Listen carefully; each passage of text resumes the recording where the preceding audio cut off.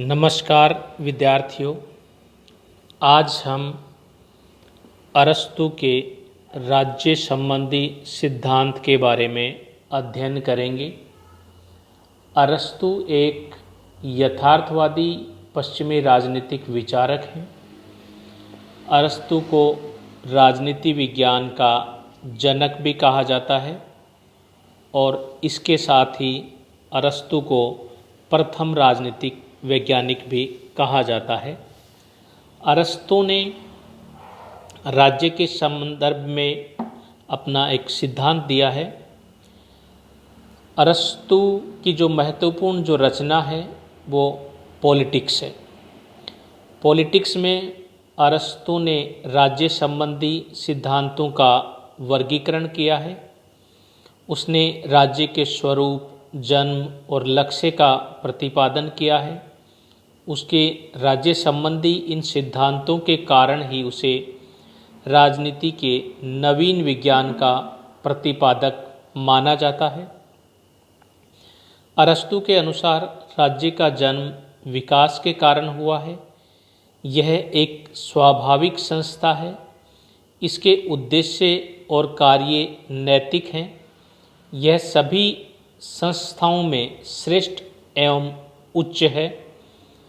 अरस्तु के अनुसार राज्य की उत्पत्ति जीवन की आवश्यकताओं से होती है, परंतु उसका अस्तित्व सद्जीवन की सिद्धि के लिए बना रहता है।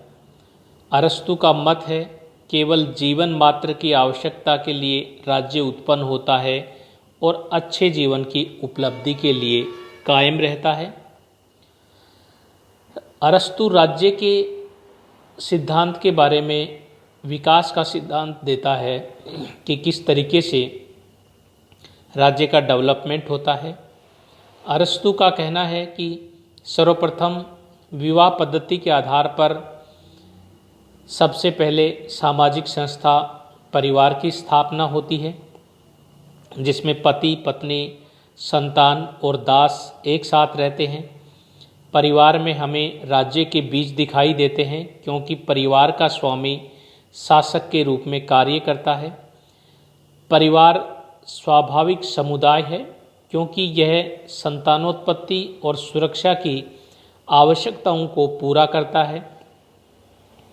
परंतु व्यक्ति केवल सुरक्षा ही नहीं चाहता, उसकी अन्य भौतिक एवं आध्यात्मिक आवश्यकताएं भी होती हैं। इसलिए कुछ परिवार मिलकर ग्राम का निर्माण करते हैं। ग्राम के द्वारा व्यक्तियों के पारस्परिक झगड़े निपटाने और उनके सामूहिक जीवन व्यतीत करने का प्रबंध किया जाता है। लेकिन ग्राम भी व्यक्तियों की सभी भौतिक, बौद्धिक और नैतिक आवश्यकताएं पूरी नहीं कर पाते। अतः ग्रामों के सम्मिलन से नगर राज्य का जन्म होता है। नगर राज्य सुरक्षा और न्याय प्रदान करने की आवश्यकता ग्राम की तुलना में अधिक अच्छे प्रकार से पूरी कर सकते हैं और यह व्यक्ति की बौद्धिक एवं नैतिक शक्तियों को भी अधिक अच्छे प्रकार से विकसित कर सकते हैं। अतः नगर राज्य व्यक्तियों का पूर्ण एवं श्रेष्ठ समुदाय है। इस प्रकार अरस्तु के अनुसार परिवार से ग्राम और ग्राम से राज्य अस्तित्व में आए। अरस्तु के अनुसार राज्य एक सावयव जीवधारी के समान है। अतः जिस प्रकार एक सावयव जीवधारी का विकास होता है, उसी प्रकार राज्य का भी विकास होता है। इस प्रकार राज्य के विकास का स्वरूप सावयवी है या जैविक है। व्यक्ति, परिवार और ग्राम इसके विभिन्न अंग हैं। ये अंग एक दूसरे से संबंधित होते हैं और इनका क्रमिक विकास होता रहता है। इनके विकास की अंतिम परिणति राज्य में होती है। इस तरीके से अरस्तु ये बताना चाह रहा है कि सबसे पहले परिवार नाम की संस्था का जन्म होता है। परिवार के द्वारा व्यक्तियों को एक सुरक्षा मिलती है और उसमें विभिन्न प्रकार की जो आवश्यकताएं होती है उनकी पूर्ति होती है। लेकिन व्यक्ति की अन्य जो आवश्यकताएं होती हैं वो परिवार नाम की संस्था पूरी नहीं कर पाती है। तो परिवार से आगे बढ़ कर के समुदाय का निर्माण होता है, समुदाय से भी आगे बढ़ कर के फिर ग्रामों का निर्माण होता है, ग्राम भी पूरी आवश्यकताएं पूरी नहीं कर पाते व्यक्ति की, तो जिससे आगे जा कर के नगर राज्य का निर्माण होता है। और इस प्रकार से ग्राम से राज्य अस्तित्व में आते हैं। और राज्यों के डेवलपमेंट के सिद्धांत में अरस्तु ने सावयव सिद्धांत दिया है, सावयव जीवधारी का सिद्धांत दिया है कि जिस प्रकार से एक जीव के विभिन्न अंग जो होते हैं उनका उसको बनाए रखने में योगदान होता है, उसी प्रकार से जो राज्य होता है उसमें व्यक्ति, परिवार और ग्राम इसके विभिन्न अंग होते हैं और ये एक दूसरे से संबंधित होते हैं और इनके आधार पर ही कर्मिक विकास होता रहता है और राज्य का निर्माण होता है। अरस्तु ने जो राज्य का स्वरूप बताया है उसके स्वरूप की विशेषताओं की हम बात करें तो इनकी कुछ प्रमुख विशेषताएं हैं। जैसे राज्य एक स्वाभाविक संस्था है और राज्य व्यक्ति से पूर्व का संगठन है। इसी प्रकार राज्य एक सर्वोच्च समुदाय है। इसके साथ ही राज्य का स्वरूप जैविक है। राज्य एक आत्मनिर्भर संगठन है। नगर राज्य सर्वाधिक श्रेष्ठ राजनीतिक संगठन है। राज्य विविधता में एकता है। राज्य एक क्रमिक विकास है और संविधान राज्य की पहचान है।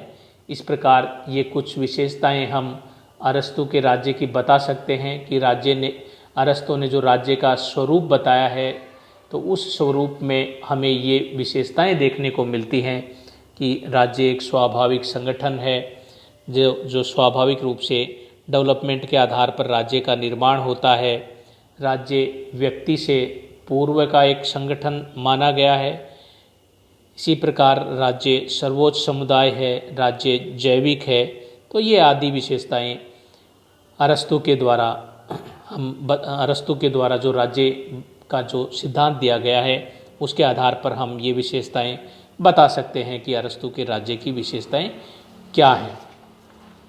अरस्तु के अनुसार जो राज्य निर्मित किया गया है उसके उद्देश्य एवं कार्यों की यदि हम बात करें तो अरस्तु के अनुसार हम ये कह सकते हैं कि राज्य का अस्तित्व सद्जीवन के लिए है, मात्र जीवन के लिए नहीं।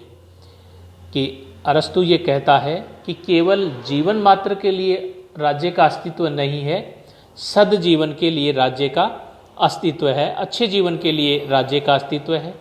अरस्तु के अनुसार राज्य एक सकारात्मक अच्छाई है, अतः इसका कार्य केवल बुरे कर्मों अथवा अपराधों को रोकना ही नहीं है बल्कि मानव को नैतिकता और सद्गुणों के मार्ग पर आगे बढ़ाना है। अरस्तु के अनुसार राज्य के प्रमुख कार्य हैं अपने सदस्यों के लिए पूर्ण और आत्मनिर्भर जीवन की व्यवस्था करना, कि जो राज्य के जो सदस्य हैं वो पूर्ण और आत्मनिर्भर उनके लिए जीवन की व्यवस्था राज्य करे। इसी प्रकार से राज्य अपने नागरिकों के लिए उत्तम और आनंदपूर्ण अच्छे जीवन का निर्माण करे। इसके साथ ही उनके नागरिकों के लिए एक शिक्षा की व्यवस्था राज्य के द्वारा की जाए और इसके साथ ही नागरिकों के लिए अवकाश जुटाने का जो कार्य है वो भी राज्य के द्वारा किए जाए। तो अरस्तु के अनुसार ये प्रमुख कार्य राज्य के संदर्भ में बताए गए हैं कि राज्य के क्या कार्य होने चाहिए। इस प्रकार डेवलपमेंट के सिद्धांत के आधार पर राज्य का विकास होता है। सावयव जीवधारी का जो सिद्धांत है वो अरस्तु के राज्य पर लागू होता है और अरस्तु के राज्य के कार्य के संदर्भ में कहा गया है कि राज्य का अस्तित्व केवल सद्जीवन के लिए है, केवल मात्र जीवन के लिए नहीं है। अर्थात अच्छे जीवन को उपलब्ध कराना राज्य के उद्देश्य एवं कार्यों के अंदर